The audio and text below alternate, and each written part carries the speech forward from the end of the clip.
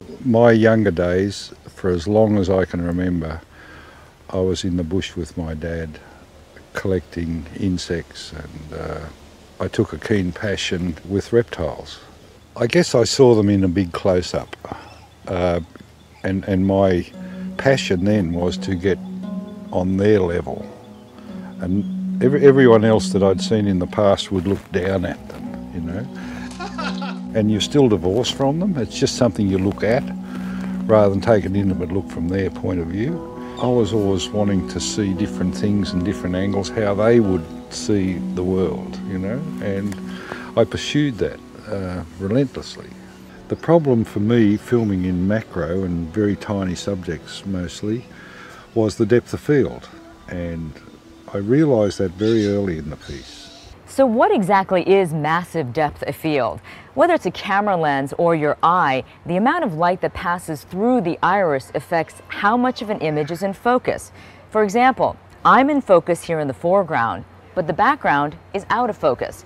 This is what cinematographers refer to as shallow or narrow depth of field.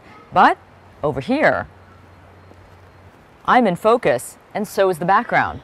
This image has massive depth of field. So I went and consulted a CSIRO physicist, said, I'm trying to get more depth of field, how can I do that? And he just said, you can't, and he quoted something about the inverse square law of optics and said, it's impossible, forget about it, you're wasting your time. And I thought, what does he know? I'd go into the studio sometimes and there would be Jim down on his knees, squinting along a line of bits of glass stuck to the top of the bench with plasticine or Play-Doh or something like that. And I had to actually keep a close eye on my cameras and lenses in case he got hold of them.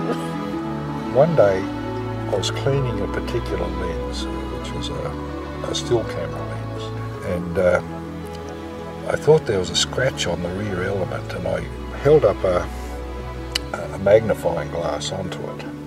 Suddenly all this big image is in the magnifying glass. Instead of that little exit pupil at the back of the lens, I'm seeing it big. And wow, hey, that looks in focus.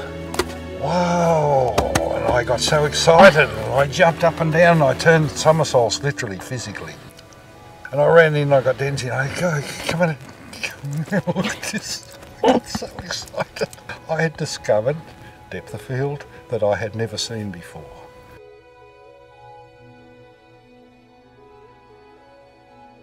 So we fast forward to now, you know, Jim says, hey, if image quality and that kind of flexibility and that enhancement in capability is so important for entertainment, that must be just a no-brainer for security, because obviously video quality must be at least as important for security as it is for entertainment.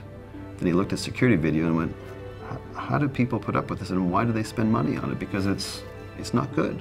You'll find a number of applications that Gilles and I or Russell Bandy or the other members of the GBO team will be using this in ways that make the different lenses look completely different from each other.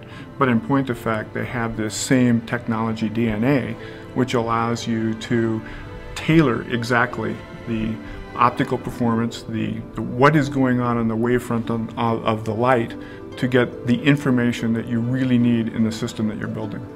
This is our iris prototype on which we have developed the technology for iris recognition purpose. A conventional lens cannot produce more than 2 centimeters depth of field. So the problem with a search lens is if we are a little bit out of focus, we have to move backward or forward. It is what we call the chicken death. Move forward, move backward, move forward, move backward. But with this iris lens produced by GBO, in combination with a digital process, it allows to get 5 times the depth of field. We see a very large impact in the GBO lens technology. We first met Jim and the GBO team about 5 years ago when they were developing prototyping. And when we met them here in London, perchance, we discussed what they were doing and looked at it and were blown away by the idea of what they had, because it fills another gap in the armour in the actual optical marketplace. We anticipate our business in the next 5 years to expand about tenfold with the infinity lens bolted onto our existing product range, because it is such a unique product. The gap that we had at the time with the standard lens technology was the sweet spot. We had to basically focus the camera at a particular point and optimize the lens just for that point, and then hopefully the car would come through at that point, and often having to provide extra illumination. By using the GBO technology linked with the camera, the massively enhanced depth of field that it provides means we can read a registration plate from 5 meters to 200 meters. Which gives us a huge advantage in terms of capturing the registration plate or the evidence in that condition, either in day or in nighttime. The technology initially was introduced to me about 3.5 years ago by Alex Ng in Beijing, and he was taking me through his building in Beijing, a security building in Beijing, and he asked me for a dollar bill, and of course I gave it to him, and he backed up about 20 meters from a camera.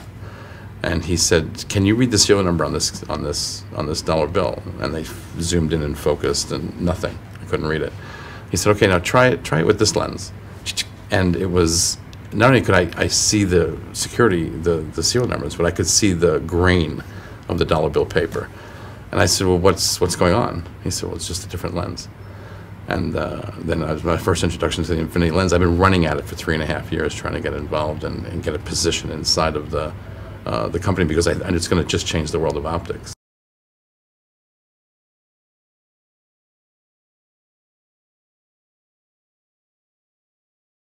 GBO's got 6 major divisions that are running.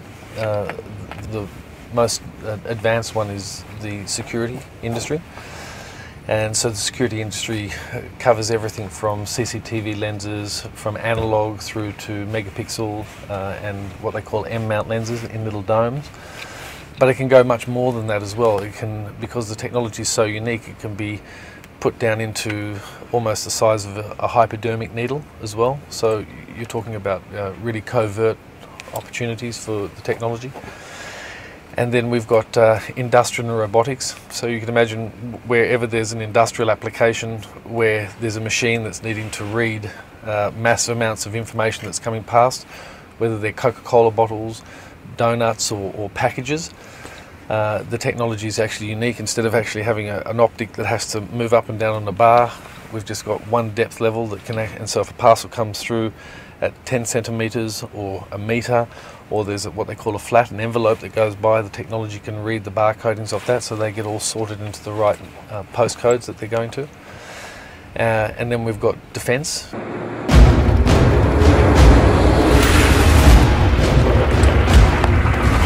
Everything from technology on aeroplanes through to vehicles, the optics that are required in an environment. If you've got a vehicle that's moving in a terrain and you're not wanting to look at something at a fixed point of focus because it can be moving its field of view at any time, this technology is a huge advantage in those situations. Then we've got the medical. The medical's got some applications, really life-changing applications to where this technology can go through. And then biometrics. So we've got facial recognition and iris recognition. So you can imagine that being able to read an iris instead of actually reading an iris where your depth of field is down to like a couple of millimeters, that we can, with our application, do from 0 to 30 centimeters, 30 centimeters to 1.5 meters, 2 meters, and even potentially beyond that as well. It's got the ability to assist in iris on the move, so that when people are walking just through an environment, they can do this. But the advantage that our technology can provide is that the optics are so inexpensive that it can take it out of being out of the minority report scenario into actually real everyday life, which is hugely important if you're wanting to live in a safer, more secure world. Then of course there's the cinematography applications, which is just standard lenses for studios, for professional cinematographers. But then there's the applications to be able to get it down to handheld devices. When I'm talking about handheld devices, I'm not necessarily talking so much about the ability for a handheld device with 2D, but where the applications work within the 3D environment on a handheld application. So then that all comes into a brand new vertical, which is the GBO 3D vertical, which is enormous. The nice thing about the entertainment business is, like I say, it's driven by creativity and it's driven by a financial base. In other words, we are prompted to do something that's never been done before, you know, which is maybe not necessarily in all other industries, you know. And so by doing so, we're able to push the boundaries very quickly. Most notably is NASA used it for driving the rovers on Mars. So we had our viewing system on Earth, and they were looking at Mars to see if those rovers were going to fall into holes, because you can tell stereoscopically that the area in front of the vehicle has a hole in it, or it has a cliff. But you can't tell that in 2D. Now, I had no idea that we wind up on Mars. How did it feel? It was bizarre. It's really strange. I mean, okay, they're driving this machine on Mars using something that I invented. Okay. What happens is that that technology can then filter down into the consumer. Just like the space program used to be. When they went to the moon, they developed Velcro. Well, they developed it for, you know, the astronauts, but now we use it, you know. So the same thing happens here to a certain extent, you know. We're instead of building rockets and missiles and bombs, we're making entertainment giants and castles and dragons, you know. But that has its own share of technology that will hopefully be brought down to the person who's got their handy cam and wants to shoot their young daughter in, you know, at a birthday party.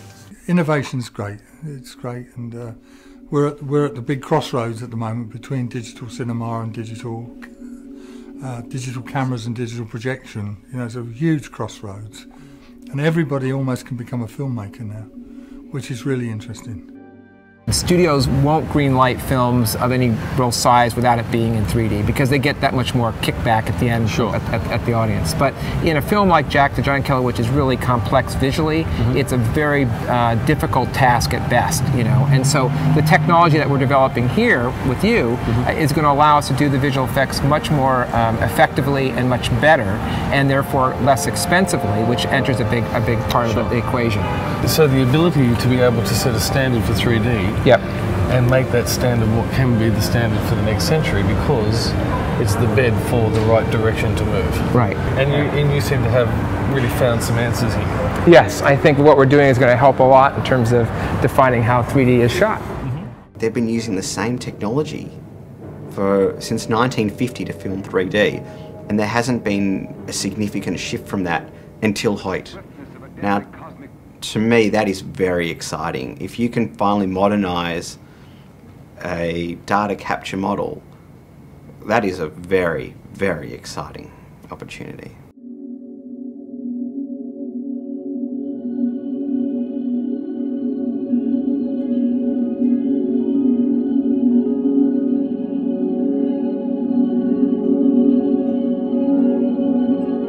The beauty of what we could do is to, having captured, as it were, the wide-angle scene and the action on the stage here in Eden, we can then come in really close. We can come into a person's face or into their lips or into their eyes or whatever.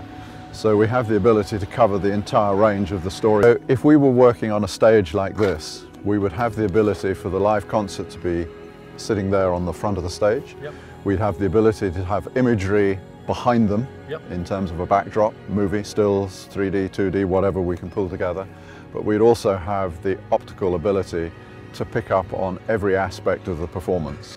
It seems a very natural liaison between Jim's MDF depth of field technology and close-up experience, unite that with my, what you might call, analog close-up 3D technology, and to link that with Hoyt's digital, up-to-date, advanced 3D technology, and knowing the demands of the industry at the same time.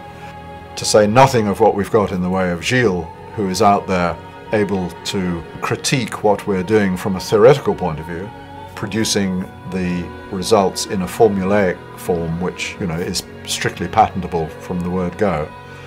Between us we make quite a powerful array of experience. I have a good understanding of the competitions in the marketplace. I mean, we don't know what's out there, but right now it seems that our technology is a quantum leap ahead of anything else that's out there.